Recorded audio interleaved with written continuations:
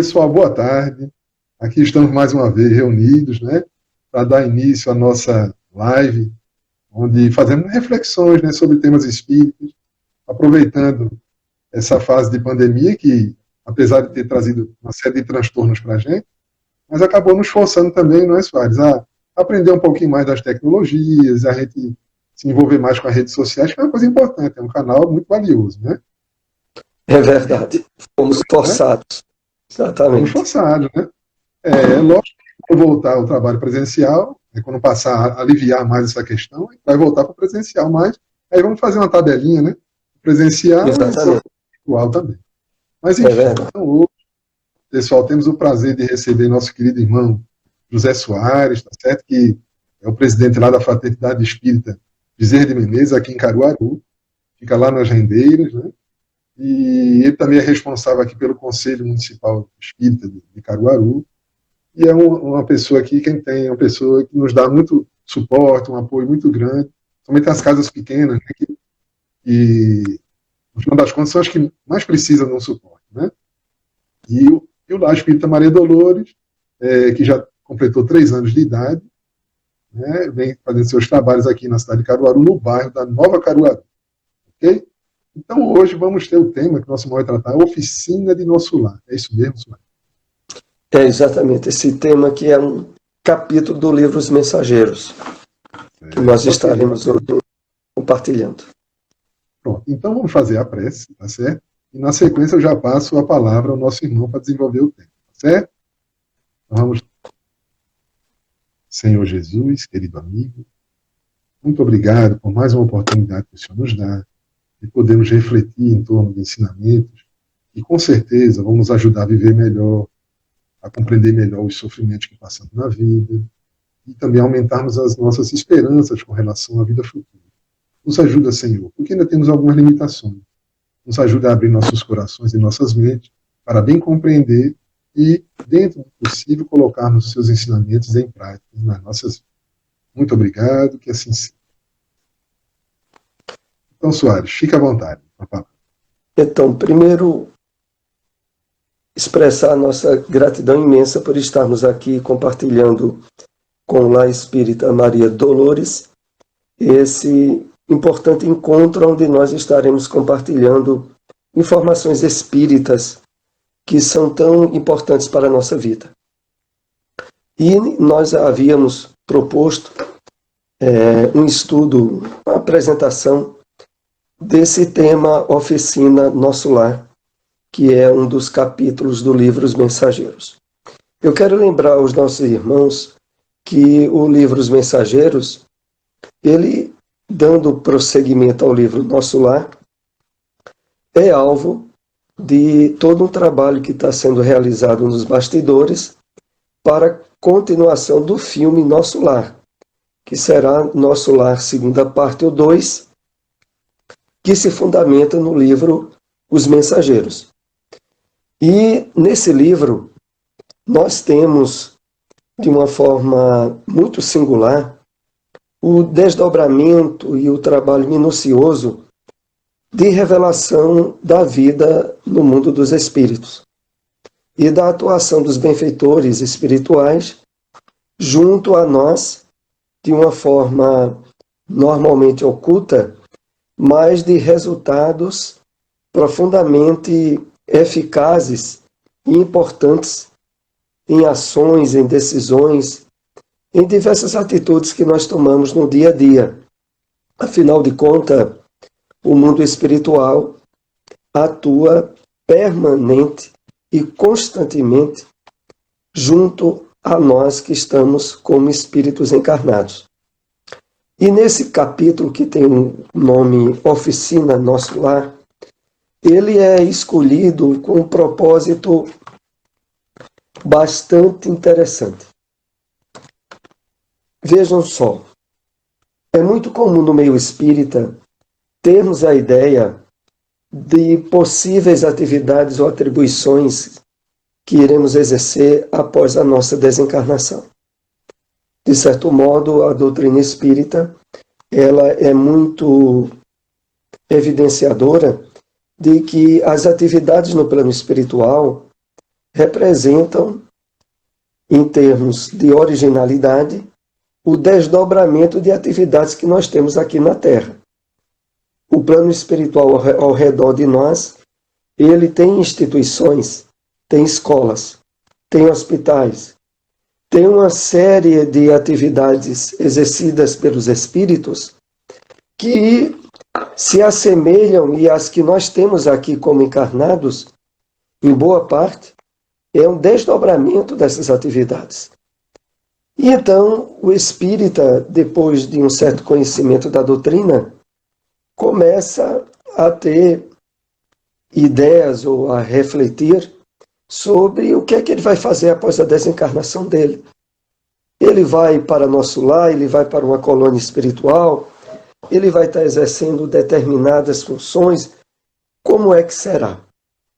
E o curioso de tudo é que nesse capítulo Oficina Nosso Lar, nós somos chamados a sermos cooperadores e ativos trabalhadores dessa instituição, mesmo agora durante a nossa encarnação. Então a questão toma outro viés. Nós, vamos deixar aqui bem claro, nós somos esclarecidos de que é possível exercermos, mesmo durante a encarnação, um trabalho de parceria com os espíritos desencarnados. E para isso, André Luiz nos brindou com esse capítulo e com as informações que estão nele, de um lar, de uma casa humilde, simples, mas que funcionava como verdadeira oficina de trabalho espiritual para espíritos benfeitores que utilizavam aquele lar como um ponto de encontro, de concentração para diversas ações que eles estariam tomando entre nós encarnados. Então, vamos começar aqui a colocar a coisa de forma bem contextualizada. Que, inclusive, sempre que eu me lembro, eu saliento isso, de que a doutrina espírita, diferente de qualquer outra doutrina evangélica ou cristã, ela se propõe, e aliás, ela propõe a nós um trabalho de parceria, onde nós apresentamos aos espíritos mãos e pés, em termos físicos, para atividades, interferências, realizações do plano espiritual e dos espíritos benfeitores, que por temporariamente não estarem inseridos no mundo físico, precisam de nós para determinadas providências e atuações entre nós mesmos espíritos encarnados. Então, a doutrina espírita nos propõe a, desde agora, sermos parceiros desses benfeitores. Não é quando nós desencarnarmos, não é quando o que é que nós vamos, que atividades ou com que espíritos estaremos atuando quando voltarmos ao plano espiritual, não. A questão é agora. É como nós podemos participar ativamente, junto a esses benfeitores, em ações e atividades agora. E nisso vamos começar a debulhar um pouco as informações que esse capítulo nos traz. Então André Luiz se encontra com Vicente e com seu instrutor espiritual aqui na esfera da crosta. E as horas que a obra começa dizendo está em torno de 18, 19 horas, 6, 7 horas da noite. E eles se deparam com a casa modesta, simples. Mas antes de entrar na casa, André Luiz começa a narrar uma série de fatos que pela primeira vez ele está constatando. Ora, ele já tinha vindo aqui no livro Nosso Lar em visita ao seu antigo domicílio, onde ele tem surpresas, a princípio amargosas, de já ter encontrado a sua ex-esposa casada. e de se deparar com mudanças muito grandes que a sua família na Terra tinha tido e que ele não tinha a menor ideia que isso tinha acontecido. Mas curioso, naquela visita, ele não tinha percebido nada do ambiente na Terra. Ele adentrou-se à sua casa, tomou consciência do que tinha havido, só que agora está sendo diferente.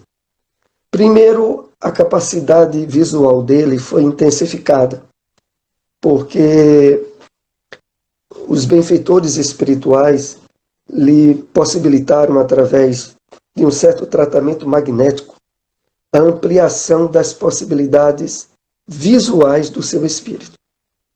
E quando ele chegou agora na Terra, ele percebe detalhes que nunca ele tinha visto. As ruas tomadas por espíritos desencarnados. As pessoas que transitavam pelas ruas, em sua grande maioria, acompanhada por um, dois ou mais espíritos. Havia espíritos entulhados em cima de carros. E ele percebia que a atmosfera na Terra, ela era até assim meio pesada, difícil de respirar agora. Porque dessa feita ele é esclarecido por Lísias de que, na verdade, eles estavam agora em um trabalho, em uma missão. Era bem diferente daquela vez que ele foi apenas em uma visita para o lar dele, para o antigo lar que André Luiz tinha. Então agora, quando eles chegam, avistam uma pequena casinha modesta, simples, mas que era como se ela emanasse luz. Ela tinha uma luz própria, essa casa. E o instrutor de André Luiz disse que eles iriam temporariamente repousar naquela casa. Aquela casa seria o ponto de encontro deles. Era a casa de uma viúva chamada Isabel. Isabel fazia 3 anos que tinha ficado viúva. Era espírita e, pelas qualidades morais e espirituais dela, mesmo após a desencarnação, que, como eu disse, já fazia 3 anos, o seu ex-esposo, que também era espírita, recebeu autorização de nosso lar para continuar sendo amigo, pai e protetor daquele lar. Então, a casa tinha uma proteção espiritual. Coisa que André Luiz notou logo, que na casa que ele houvera ido antes, não tinha proteção espiritual nenhuma. Ele chegou e entrou na casa. Mas nessa casa não era assim. E ele notou, ao se aproximar, que havia um espírito que fazia a segurança da casa. Era justamente o ex-esposo de Isabel, Isidoro. Ele era quem, apertando a mão do instrutor de André e sendo apresentado, possibilitou que eles entrassem na casa. Então vejamos bem as diferenças. A casa tinha uma proteção espiritual. A casa servia de oficina, de ponto de encontro para espíritos benfeitores. E a característica que nesse capítulo é ressaltada é porque era um lar de bases cristãs e aonde o culto do Evangelho no lar era regularmente realizado pela família. A família agora que, fisicamente falando, era a viúva, Dona Isabel, e 5 filhos. Uma filha de 16 anos, um filho de 11 para 12 anos, e mais 3 filhas menores, de 9, 7, 5 anos. E Dona Isabel, quando eles entraram lá, estava na máquina de costura. Porque, em termos de simplicidade e de ausência de recursos financeiros, ela se desdobrava no trabalho, na educação e no cuidado dos 5 filhos. E André vai analisando a simplicidade da casa. Uma mesa, algumas cadeiras, alguns cômodos muito simples. E quando ele percebeu Dona Isabel junto à máquina, ele logo notou uma diferença expressiva. Era que do tórax dela, das mãos e dos olhos, emanava uma certa luminosidade que ele percebeu bem distinta de qualquer outro que estava lá na casa dos filhos. Dona Isabel, ela tinha inclusive certas sensibilidades mediúnicas. As percepções dos espíritos, é esclarecido André, de que para não criar determinados embaraços, que seria a visão perfeita do ambiente espiritual, ela tinha, em termos de visão, 20% do que passava ali dentro da casa dela. Então ela sentiu quando André Luiz, Vicente e o instrutor de André chegaram na casa. Sentiu que espíritos, que ela percebeu serem elevados, tinham entrado na casa. Não os viu. E aí é quando André tem esse esclarecimento de que ela, na verdade, não tinha a visão nítida deles que tinham chegado. Mas ela tinha uma sensibilidade mediúnica e, até certo ponto, essa sensibilidade lhe permitia, em algumas circunstâncias, verem os espíritos. Então, esse é outro ponto importante. Mas aqui eu queria alinhar aqueles que nos chamam a atenção para a singularidade daquela casa que era uma oficina. O culto do Evangelho no lar regular e permanente, o cuidado em termos do uso de palavras que Dona Isabel ela impunha aos filhos de forma espontânea, mas também de forma rígida, o que ela já houvera aprendido da espiritualidade.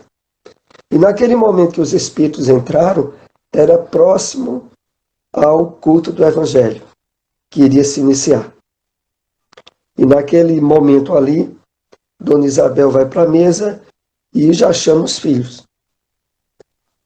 As filhas vieram para a mesa com um certo sentimento de alegria, menos o rapazola, que tinha seus 11 anos.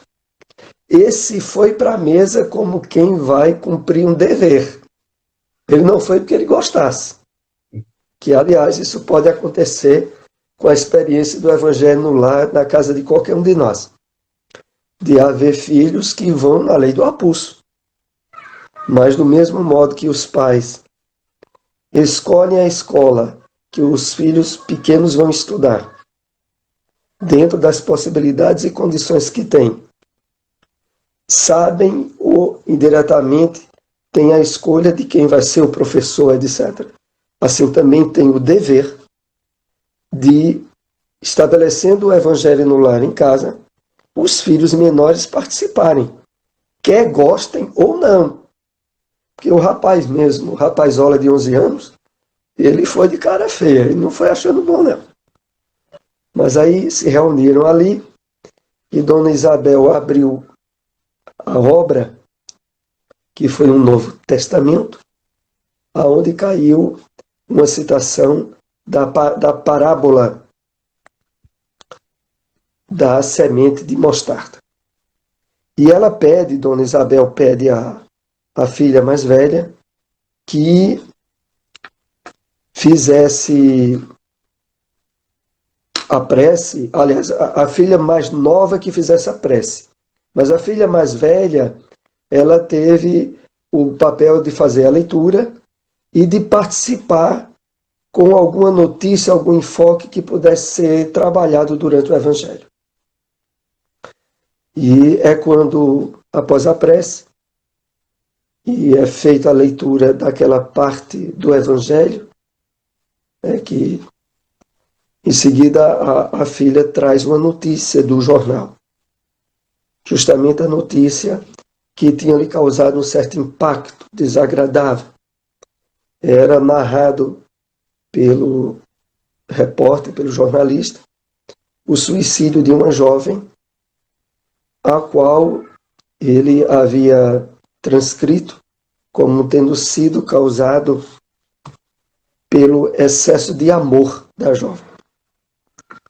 E Dona Isabel, intuída espiritualmente, porque havia entre aqueles espíritos do bem que se estabeleciam naquela casa como oficina de trabalho, as possibilidades de intuírem e dirigirem o pensamento de Dona Isabel às interpretações e às escolhas dos temas que havia durante o Evangelho. Então, Dona Isabel começa explicando de que, na verdade, o verdadeiro amor jamais mata, pelo contrário, traz vida. De que aquela jovem certamente tinha cometido suicídio por estar doente e desequilibrada.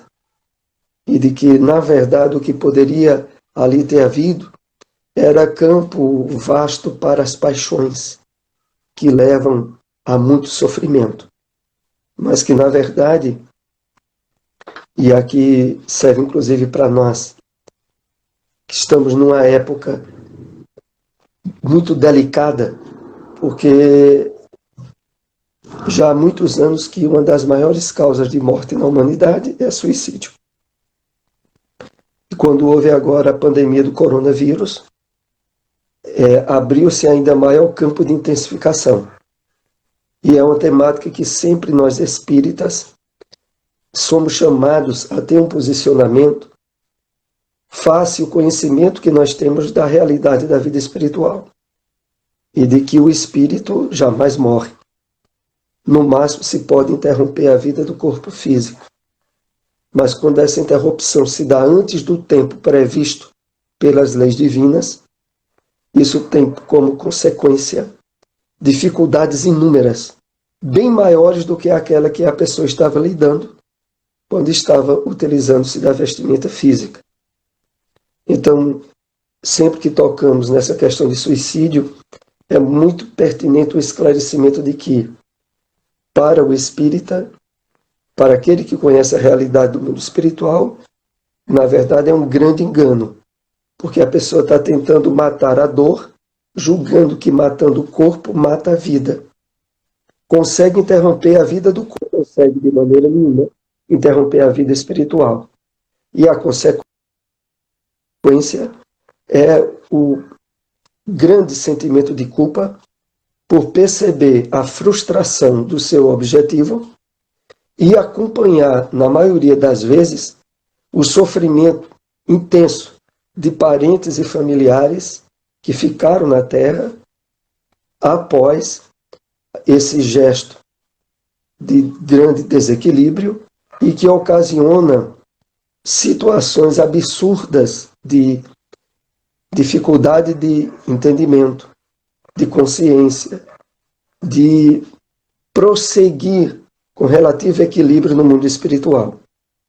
Há uma obra na doutrina espírita que é tida como a maior obra mediúnica do século, que é Memórias de um Suicida, de Ivone do Amaral Pereira, que nós sempre recomendamos para leitura e para estudo. Então, Memórias de um Suicida não é uma obra só para quem se interessa pelo tema de suicídio. É uma obra que vai aprofundar muito o conhecimento de reencarnação, de imortalidade da alma, de lei de causa e efeito, e também dos resultados frustrantes e absurdos que o suicídio ocasiona. Então, naquela oportunidade, depois dos esclarecimentos de Dona Isabel, o instrutor de André Luiz analisa alguns pontos que é importante aqui refletirmos. Um primeiro ponto. Por que, na hora de ir para o culto do Evangelho, as filhas foram todas alegres, mas o rapazinho foi a pulso, foi a contragosto? E aí os espíritos esclarecem André, as filhas vieram da colônia Nosso Lar e vieram com tarefas em termos elevados, em termos de resgate de dívidas, de dificuldades, mas bem conscientes dessa tarefa delas. Mas o rapaz veio de zona espiritual inferior. Não fazia parte, diríamos assim, da família espiritual de Dona Isabel. Mas como o próprio Evangelho segundo o Espiritismo nos diz, no capítulo referente ao fortalecimento dos laços de família, de que muitas vezes na Terra se organizam lares onde há encontro de almas simpáticas e almas que já são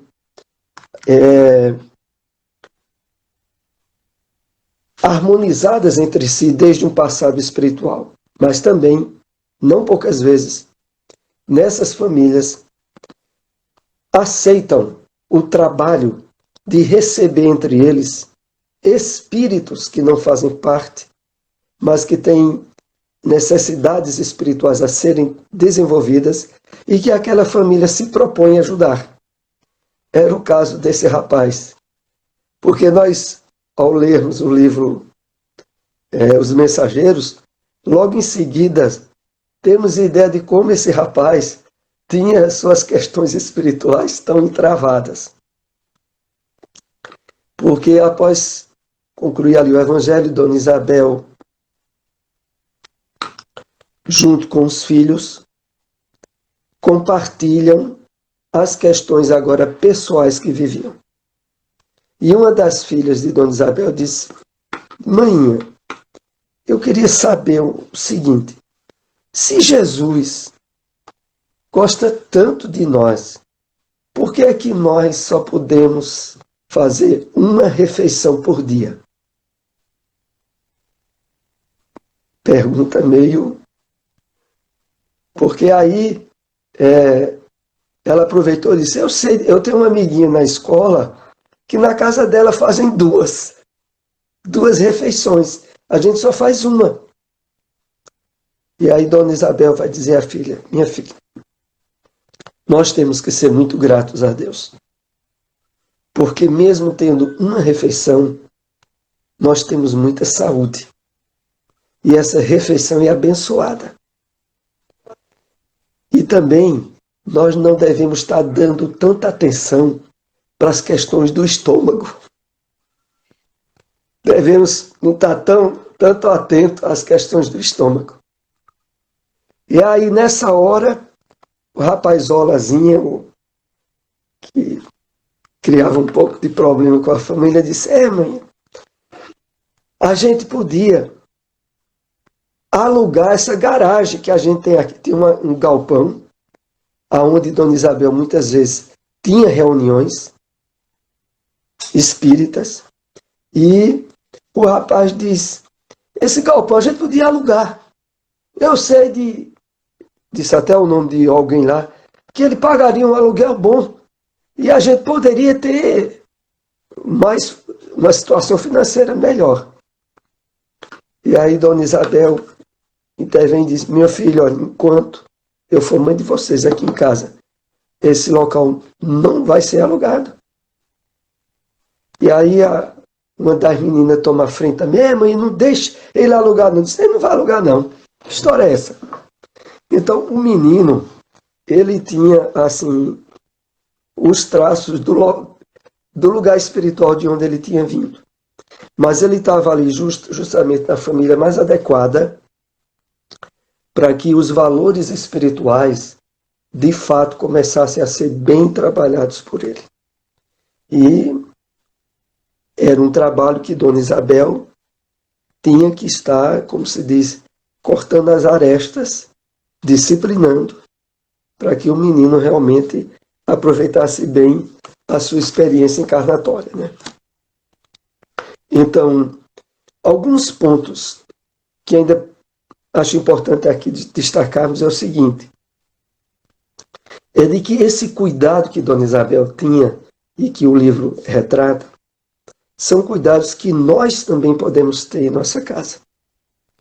Se nós criamos um ambiente onde as conversações, aquilo que entretém e envolve a família, sejam valores equilibrados, construtores de virtudes.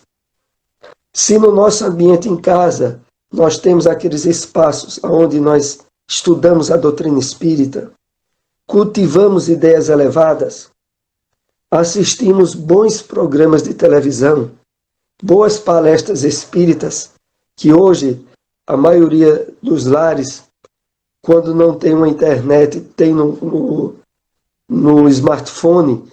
No smartphone a gente pode assistir palestras espíritas aí a qualquer hora, programas elevados, e está construindo uma psicosfera espiritualizante dentro de casa. E, de fato, possibilitando aqui em nosso lar se construa esses alicerces de uma oficina. Porque o mais importante na leitura dos livros de André Luiz é nós procurarmos contextualizarmos dentro dos temas e das situações que nos são apresentadas. Então, o livro de André Luiz, como Os Mensageiros, não é um livro para a gente ler histórias dos outros espíritos, de situações que outras pessoas viveram. Mas são sempre histórias que nos provocam reflexões para que nós nos coloquemos inseridos nessas histórias. E procuremos ver até que ponto poderemos, de fato, aproveitar aqueles conteúdos para a nossa vida. Então, nessa questão de transformar a nossa casa numa oficina de nosso lar, isso é colocado não como exceção, mas é colocado como exemplo provocador para que nós espíritas que já temos regularmente o culto do Evangelho no lar, que já estejamos fazendo esse esforço de renovação fluídica, psíquica dentro dos ambientes de casa, sabemos que ali na nossa casa pode ser um pouso de atividades de espíritos benfeitores. Desde que, de fato, nós e a família, principalmente se nós tivermos a bênção de estarmos numa família espírita, né, onde esposo, companheiro, os filhos, onde haja, de fato, simpatia aos objetivos espirituais, nós podemos estar estabelecendo essa oficina em nossa casa. E atuando, mesmo que nós não vejamos, exceto alguns que tenham sensibilidade mediúnica ostensiva, vendo que espíritos, de fato, associados em termos de parceria conosco, podem vir trabalhar e nós já estamos trabalhando com eles. Então ali, Dona Isabel tinha, devido, claro, os seus valores morais, mas o seu esforço, porque vejamos a situação, ela vivia apertada financeiramente, mas mantinha um nível de gratidão elevado a Deus, de resignação dentro das provas que ela era chamada a lidar, e zelando pelo clima espiritual elevado junto com os filhos, mesmo tendo um filho que vez ou outra queria dar algum trabalho a mais. Então é interessante refletirmos nesse aspecto, porque nós iremos percebendo que a realidade do trabalho que a doutrina espírita propõe a nós é agora, é hoje. Não é para quando desencarnarmos. É agora que nós somos chamados ao trabalho de parceria com os benfeitores. No centro espírita, na nossa casa, no nosso lar, nos ambientes onde nós passamos maior tempo, no trabalho físico onde exercermos, estarmos levando esse clima espiritual para os ambientes aonde nós estivermos. E com isso, e cultivando a certeza desse entrelaçamento elevado com os benfeitores. Eu anotei aqui um ponto que eu queria tratar.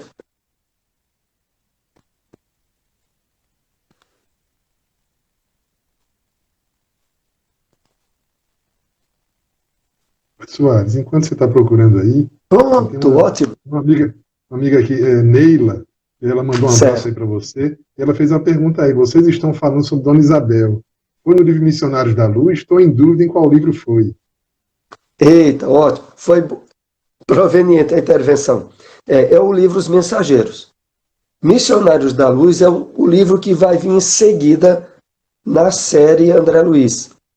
Então, o primeiro é Nosso Lar, depois é Os Mensageiros, que nós estamos falando, é justamente do capítulo 34, Oficina Nosso Lar, 34 e 35, porque o 35 vai ser culto no lar, culto do Evangelho no lar, que está ligado ao tema anterior. E depois dessa obra que vem Os Missionários da Luz. Então, aproveitando a intervenção aqui, o instrutor de André Luiz diz o seguinte a ele, e que inclusive indiretamente a nós: nós precisamos de irmãos corajosos e abnegados que façam o papel de âncoras entre as criaturas encarnadas, a fim de que por elas possam os grandes benfeitores da espiritualidade atuar. Então aí, o instrutor de André deixa bem claro. Eles estão à procura de parceiros. E nós somos convidados a essa parceria. Inclusive, possibilitando que a gente tenha muitas oficinas no nosso lar. E já senti assim mesmo durante a encarnação, esse trabalho de atuação junto aos benfeitores. Então, de certa forma, nós sabemos que os benefícios do culto no lar sistemático, inclusive nesse período agora de pandemia, existem muitos lares espíritas que estão fazendo o evangelho no lar todo dia. Porque dependendo da questão de trabalho ou não, e de estar mais ou menos em quarentena, é ótimo. Nós indicamos um caminho misto. Sugerimos. Aquele onde a pessoa tenha todos os dias horários certos de leituras e de estudo das obras espíritas. Pode ser de manhã, de tarde, à noite. Termos assim diariamente. Aquele horário onde a gente pode reservar 40 minutos, 1 hora, para leitura e estudo da doutrina. E o dia certo e horário certo, semanal do Evangelho no lar. Isso sendo feito sistematicamente, é algo que não é provável acontecer, mas é lei divina. Passa-se a haver uma mudança vibratória nos ambientes, não só dentro da nossa casa, como atingindo até casas próximas à nossa. Então vai haver uma mudança vibratória. É porque o pensamento nosso, o pensamento daqueles que vivem conosco dentro de uma casa, eles impregnam magneticamente. Isso é uma realidade. Impregna objetos, paredes, teto, todo o ambiente físico, onde constantemente nós nos deslocamos e ali agimos, interagimos, temos emoções, temos sentimentos, eles impregnam a matéria física. E nos lares aonde a ausência do evangelho no lar, a ausência do culto de ideias elevadas, a predominância de palavrões, a predominância de acessos emocionais de desequilíbrios, de raivas intensas, de ciúmes, de brigas, essa impregnação ela passa a ser não só magnética, mas magnética e doentia. Então, dependendo da constância em que esses desequilíbrios emocionais se dão, um lar, uma casa, ela passa a ser um ambiente doentio. O contrário acontece. Se na nossa casa, habitualmente, nós cuidamos, saneamos pensamentos, emoções, sentimentos, é um ambiente onde há regularmente preces, há o culto do Evangelho no lar, sistematicamente, esse ambiente, em termos magnéticos, passa a ser saudável, quando não até mesmo curativo, porque o saudável aqui é um ambiente onde, quando a gente entra na casa de alguém, como essa casa de Dona Isabel, a pessoa sente uma brisa, mesmo não tendo uma brisa física. Há um clima gostoso, que é o retrato das vibrações de equilíbrio que ali são alimentadas. E aquilo é de tal modo que uma pessoa, se for um pouco mais sensível, ela sente logo, viu? Ela pode entrar em nossa casa e saber logo se na nossa casa é uma casa de harmonia ou de brigas. Porque, dependendo um pouco da sensibilidade, aquilo é impregnado e a pessoa sente. Então, a lição, fechando aqui as ideias que eu tinha para refletir nessa tarde, a lição é de que devemos, todos nós espíritas que já temos certo conhecimento e certo envolvimento com a doutrina, saber de que, olha, o trabalho espírita é aqui e agora. E não é só no centro espírita, é na nossa casa. E de que a espiritualidade deixa bem claro, nos quer como âncoras, como parceiros para determinadas ações, aonde eles irão utilizar pelo pensamento nosso, de nossas mãos e nossos pés, na construção ou em ajudar alguém, em ter a ideia de atuar em determinada obra, que pode ser numa casa espírita ou não, mas aonde nós estaremos sendo instrumentos dos benfeitores espirituais. Então, isso é colocado nesse capítulo que comentamos de forma clara. A espiritualidade se propõe, depende de nós a adesão, o nível de adesão que nós venhamos a oferecer. Eu tinha só esses comentários e temos ainda aí algum tempo que eu passo até a palavra para Alan, se ele quiser intervir ou fazer alguma colocação ou pergunta. Ele está acompanhando aí o pessoal que tem botado nos comentários. Eu não sei se surgiu mais alguma dúvida. Bom, Soares, veja, os comentários foram parabenizando, desejando muita paz, né? Saudações, mas assim, eu achei muito interessante, isso eu gostaria que você reforçasse uma questão que você levantou aí, porque alguns pais às vezes dizem assim, eu vou deixar meus filhos, quando eles crescerem, eles escolhem a religião dele.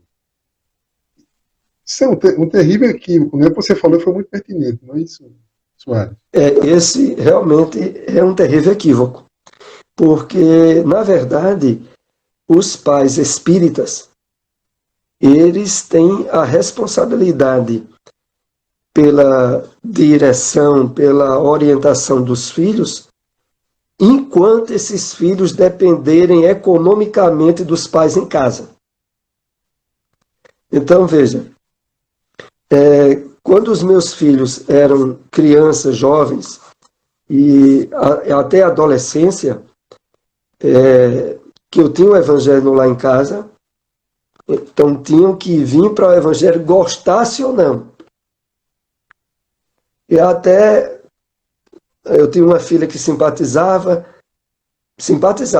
um filho que era mais distanciado.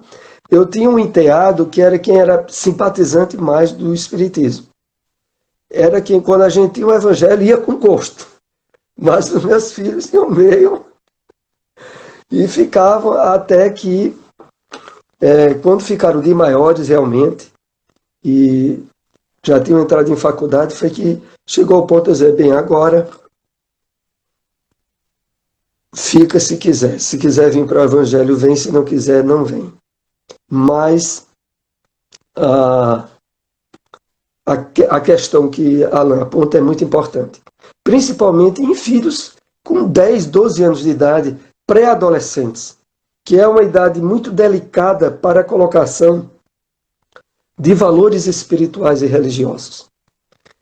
Há 2 períodos que, segundo a espiritualidade, são os mais importantes na construção de valores para os filhos. A primeira e a segunda infância. Não é nem a adolescência mais. A primeira infância, que vai até em torno dos 7 anos de idade. Essa é a fase mais delicada. Os filhos nessa fase copiam muito o que vem nos pais, mas copiam mesmo. Quando vai chegando ali de 7 anos em diante, é a segunda infância. Aí o espírito do filho começa, de fato, a estar no trabalho de conclusão da reencarnação.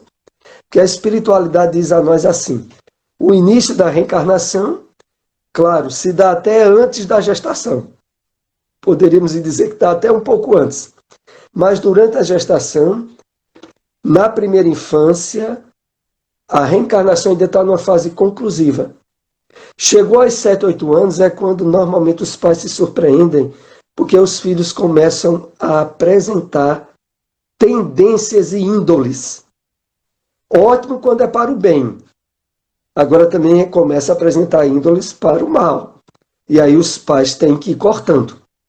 É a partir daí de 7, 8 anos de idade. Quando vai aí para 10, 11, 12 anos, o trabalho que tinha que ser feito pelos pais vai até aí, principalmente. Então, até os 12 anos, nós diríamos que é vital o exemplo, o incentivo para a religião que o pai ou a mãe tenha. Porque quando entrar na adolescência vai ser bem mais difícil. Porque na adolescência a reencarnação passou-se a segunda infância, e aí os valores que o filho vai adquirir, o filho ou a filha, vai depender do que já foi passado para eles.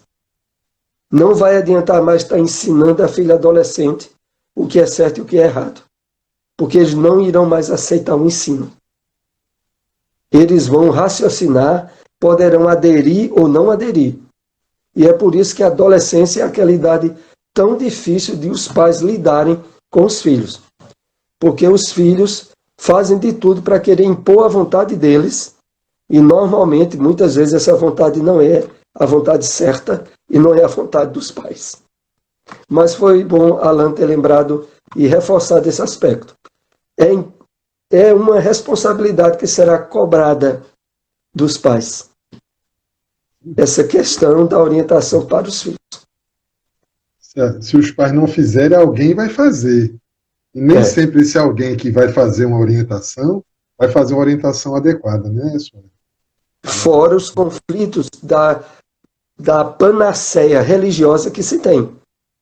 Porque quando entra na adolescência, para escolher uma religião, é uma verdadeira panaceia. Se não tiver havido um roteiro, uma orientação antes, vai ficar bem mais difícil. Muito bem.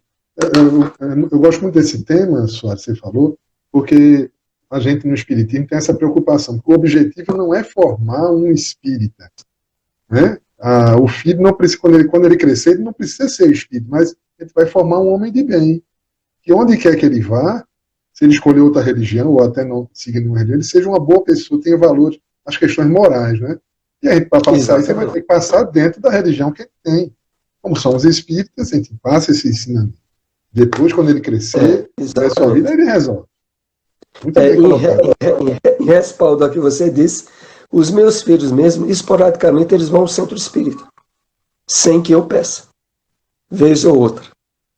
mas eles têm o conhecimento espírita, porque engoliram o conhecimento, como se diz popularmente, goela abaixo, que em cada culto do Evangelho no lar era passado e repassado o que nós aprendemos na doutrina espírita. E principalmente o seu exemplo, né, como pai, né? E isso, no fim, é o que vai contar mais, né? Mas sem dúvida, o conhecimento ajuda, porque ele solidifica aquilo que a gente está vendo, né? A gente vê o exemplo e aprende aqueles conceitos, aí a pessoa vai ficando mais madura a enfrentar os problemas da vida, né? Exatamente. Mas é isso mesmo. Olha, vamos por aqui, a gente pode ir encerrando, né? Já está próximo de acabar o nosso tempo aqui no Instagram, mas assim, antes de terminar, eu gostaria de lhe agradecer pela sua disponibilidade, estar aqui conosco e compartilhando esses conhecimentos, né, que é muito importante, né? Em trocar ideias, porque cada pessoa que a gente ouve falar é um outro ponto de vista, é um detalhezinho a mais que é trazido, um olhar diferenciado, e a gente vai aprendendo, a gente só tem a crescer com isso, né? Então, só vou deixar o tempo. Eu é que agradeço muito. Agradeço muito a oportunidade aí que o Lar Espírita Maria Dolores nos possibilitou. E ótimo estarmos aí cada vez mais motivados a esse trabalho, né? Isso. E como você disse, se a gente pode, na nossa casa, ser uma oficina, esses trabalhos que são feitos virtuais, a gente, dentro da nossa casa, a gente está espalhando isso para quantos lares estão recebendo, né, esse ensinamento. E a gente pode ser essa âncora que você falou muito bem, que os espíritos esperam que nós sejamos, né? Mas, senhora, antes de fazer a prece, eu vou lhe devolver a você para fazer suas considerações finais e a gente encerra, certo? Ótimo, é rápido. Então, as considerações, depois de termos compartilhado aí essas ideias motivadoras ao nosso trabalho espírita, eu quero realmente deixar aí bem expresso de que como é importante nós termos momentos em casa, no lar, onde as ideias, os princípios espíritas estejam sendo refletidos, pensados, trabalhados para a purificação do ambiente onde a gente mora, hein? Que coisa maravilhosa. Sabermos que aquilo que nós trabalhamos e cultivamos em ideias traz um resultado positivo, benéfico, salutar. E para isso, apenas a espiritualidade conta conosco, com as nossas mãos, com as nossas possibilidades, que livremente nos disponhamos para isso. Então, Alan, um grande abraço a todos os trabalhadores do Lar Espírita Maria Dolores, um forte abraço, até um próximo evento, uma próxima ocasião. Muita paz aí para nós. Para você também. Vamos fazer uma prece rápida, né? Para encerrar os nossos trabalhos. Muito obrigado. Senhor Jesus, querido amigo, só nos resta aqui agradecer pela oportunidade que tivemos de refletir em torno de um tema tão importante. Nos ajuda, Senhor, ajuda nossos familiares, ajuda nossa vizinhança, que possamos estar fortalecidos e realizar nossos evangelhos no lar, nos ajuda a nos mantermos firmes nesse propósito, para melhorarmos cada vez mais o ambiente onde vivemos.